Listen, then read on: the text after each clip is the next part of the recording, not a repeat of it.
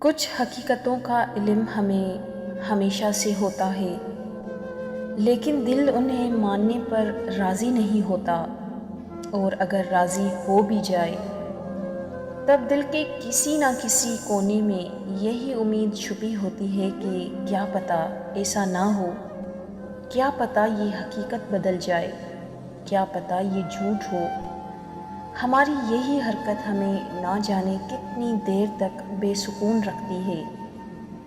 زخم تبھی بڑھتے ہیں جب ہم آزمائش کو تسلیم کر لیتے ہیں، اور آگے بڑھنے کی ہمت تبھی آتی ہے جب ہم حقیقت کو مان لیتے ہیں اور اللہ کی رضا کو قبول کر لیتے ہیں، اس یقین کے ساتھ کہ اسی میں ہماری بہتری ہے، یہی ہمارے لیے بہترین تھا۔ آسان کچھ بھی نہیں ہوتا، لیکن روز روز کے رونے سے بہتر ہے کہ ایک ہی دفعہ جی بھر کے رو لیا جائے اور اللہ کی مصلحت پر آمین کہہ لیا جائے، کیونکہ اس کے سوا کوئی چارہ بھی تو نہیں ہوتا، ورنہ انسان عمر بھر تڑپتا رہتا ہے اور شکوہ اللہ سے کرتا رہتا ہے، یوں اپنے اوپر بھی ظلم کرتا ہے اور اللہ کے انتخابات کی بھی توہین کرتا ہے۔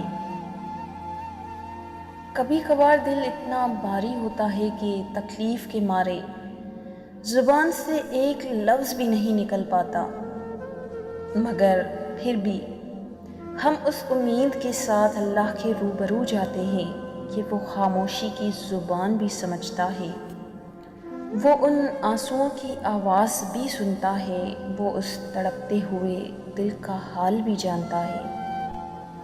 یہ غم کے وہ لمحے ہوتے ہیں جب ہم اللہ کے بہت قریب آ جاتے ہیں، اتنا قریب کہ ہمیں اس کی سرگوشی بھی سنائی دیتی ہے اور اس کی آغوش بھی محسوس ہوتی ہے۔ سارے فاصلے تب ختم ہو جاتے ہیں اور اپنی محبت سے ہمارا دل بھر دیتا ہے، پھر وہ آہستہ سے ہمیں اپنے قریب کر لیتا ہے، اور یہ محسوس ہوتا ہے کہ جتنا سکون اس کی قربت میں ہے، اتنا سکون کائنات کی کسی بھی قربت میں نہیں۔ لوگ کہتے ہیں ہم 5 وقت کی نماز بھی پڑھتے ہیں، اسی سے مانگتے ہیں، اسی سے دعائیں کرتے رہتے ہیں، پھر بھی ہماری زندگی میں اتنی مشکلیں، اتنی پریشانیاں ہیں۔ پتہ ہے کیوں؟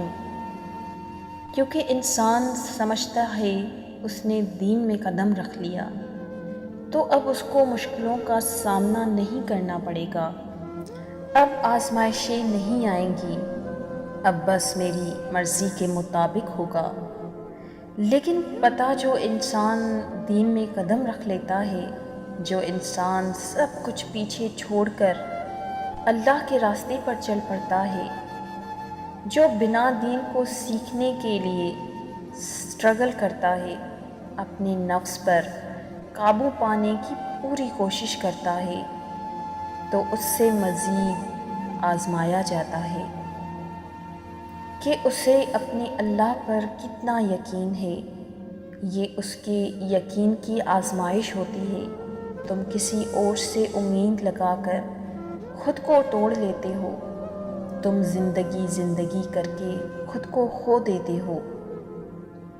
کوئی لے جائے گا تمہیں خوابوں کے پار، یہ سمجھ لیتے ہو۔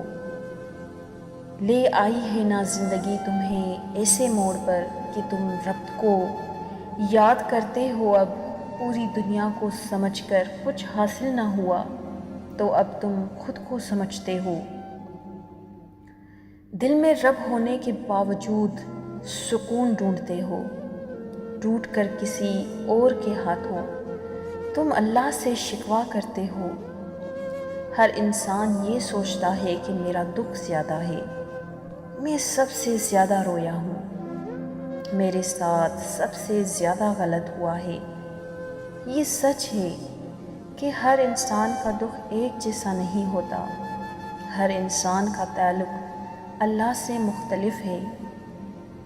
کوئی اللہ کے لیے روتا ہے اور کوئی اللہ کے سامنے کسی اور کے لیے روتا ہے۔ جو اللہ کے لیے روتا ہے تو اللہ اسے مل جاتا ہے، لیکن جو کسی کو مانگنے کے لیے روتے ہیں اللہ وہ بھی عطا کر دیتا ہے، لیکن آخر میں ہونا وہی ہوتا ہے جو میرا اللہ چاہتا ہے۔